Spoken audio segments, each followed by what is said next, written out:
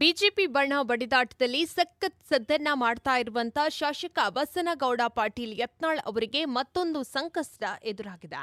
ಯತ್ನಾಳ್ ಅವರು ಮಾಜಿ ಪ್ರಧಾನಿ ಜವಾಹರಲಾಲ್ ನೆಹರು ಅವರ ಬಗ್ಗೆ ಅವಹೇಳನಕಾರಿಯಾಗಿ ಮಾತನಾಡಿದ್ದಾರೆ ಎಂದು ಆರೋಪಿಸಿ ಹೈಗ್ರೌಂಡ್ಸ್ ಪೊಲೀಸ್ ಠಾಣೆಯಲ್ಲಿ ಕಾಂಗ್ರೆಸ್ ಒಂದು ದೂರನ್ನು ದಾಖಲಿಸಿದೆ. ಮುಂಚೂಣಿ ಸ್ವಾತಂತ್ರ್ಯ ಹೋರಾಟಗಾರರು, ಹಿರಿಯ ಕಾಂಗ್ರೆಸ್ ನಾಯಕ ಹಾಗೂ ದೇಶದ ಮೊದಲ ಪ್ರಧಾನಿಯಾದಂಥ ಜವಾಹರಲಾಲ್ ನೆಹರು ಅವರ ಬಗ್ಗೆ ಅವಹೇಳನಕಾರಿಯಾಗಿ ಮಾತನಾಡಿ ರಾಷ್ಟ್ರಪಿತ ಮಹಾತ್ಮ ಗಾಂಧೀಜಿಯವರನ್ನ ಕೊಲ್ಲಿಸಿದ್ದು ನೆಹರು ಎನ್ನುವ ಮೂಲಕ ಯತ್ನಾಳ್ ಅಕ್ಷಮ್ಯ ಹೇಳಿಕೆಯನ್ನ ನೀಡಿದ್ದಾರೆ ಎಂದು ಕಾಂಗ್ರೆಸ್ ದೂರಿದೆ. ಇನ್ನು ಯತ್ನಾಳ್ ಅವರನ್ನ ಕೂಡಲೇ ಬಂಧಿಸಬೇಕು, ಕಾನೂನು ಕ್ರಮವನ್ನ ಕೈಗೊಳ್ಳುವಂತೆ ಕೆಪಿಸಿಸಿ ಪ್ರಧಾನ ಕಾರ್ಯದರ್ಶಿಯಾದಂಥ ಎಸ್ ಮನೋಹರ್ ಅವರ ನೇತೃತ್ವದಲ್ಲಿ ಬೆಂಗಳೂರಿನ ಹೈಗ್ರೌಂಡ್ಸ್ ಪೊಲೀಸ್ ಠಾಣೆಯಲ್ಲಿ ದೂರನ್ನ ನೀಡಲಾಗಿದೆ ಎಂದು ವರದಿ ಕೂಡ ಆಗಿದೆ.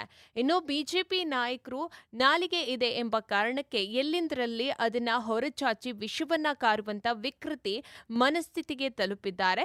ಇನ್ನು ಬಿಜೆಪಿ ನಾಯಕ ಬಸನಗೌಡ ಪಾಟೀಲ್ ಯತ್ನಾಳ್ ಅವರು ಮಹಾತ್ಮ ಗಾಂಧೀಜಿಯವರನ್ನ ಹತ್ಯೆ ಮಾಡಿಸಿದ್ದು ನೆಹರು ಎನ್ನುವ ಮೂಲಕ ಸ್ವಾತಂತ್ರ್ಯ ಭಾರತದ ಮೊದಲ ಭಯೋತ್ಪಾದಕ ನಾಥೂರಾಮ್ ಗೋಡ್ಸೆ ಅವರನ್ನ ಸಮರ್ಥಿಸುವಂತ ಅತ್ಯಂತ ನೀಚತನದ ಮುಂದಾಗಿದ್ದಾರೆ ಎಂದು ಅವರು ಕಿಡಿಯನ್ನ ಕಾರಿದ್ದಾರೆ. ಸ್ವಾತಂತ್ರ್ಯ ಹೋರಾಟದಲ್ಲಿ ಬ್ರಿಟಿಷರಿಗೆ ಕ್ಷಮೆಯನ್ನ ಅಂತ ಬರೆದುಕೊಟ್ಟಂತ ಅವರ ಮಾಹಿತಿದಾರರಾಗಿ ದೇಶದ್ರೋಹ ಎಸಗಿದ ಮಾತೃಬೇರಿನ ಹಿನ್ನೆಲೆಯ ಬಿಜೆಪಿಗರಿಗೆ ತಮ್ಮ ಸರ್ವಸ್ವವನ್ನ ದೇಶದ ಸ್ವಾತಂತ್ರ್ಯಕ್ಕಾಗಿ ಮುಡುಪಿಟ್ಟಂತ ಮಹಾನ್ ಚೇತನಗಳ ಬಗ್ಗೆ ಗೌರವವಿರಲಾದರೂ ಹೇಗೆ ಸಾಧ್ಯ ಎಂದು ಅವರು ಈ ಸಂದರ್ಭದಲ್ಲಿ ಪ್ರಶ್ನಿಸಿದ್ದಾರೆ.